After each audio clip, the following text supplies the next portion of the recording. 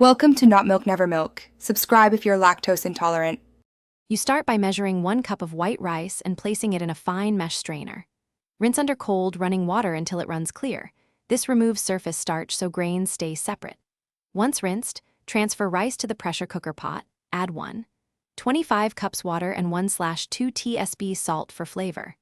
Make sure the sealing ring and valve on the cooker are clean and in place, because a proper seal controls pressure and prevents steam loss while you cook. Once your pot is sealed, lock the lid and set the valve to sealing. You need a tight fit for consistent pressure. Place the cooker over medium-high heat until it reaches high pressure, then start timing. Cook 3 minutes at full pressure for standard white rice. After 3 minutes, turn off the heat and do not open the valve.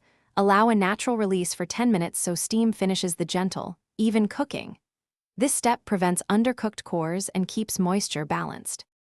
You finish by carefully flipping the valve to vent any remaining pressure and opening the lid away from your face. Immediately fluff rice with a fork to separate grains. If it looks slightly wet, let it rest uncovered 2 minutes to evaporate excess moisture. If you encounter mushy rice, reduce water by 0.05 to 0.1 cup next time, because small adjustments correct texture. Conversely, if grains are dry or undercooked, add 1 to 2 tablespoons. Thanks for watching. If this was helpful, leave a like and consider subscribing. See you next time.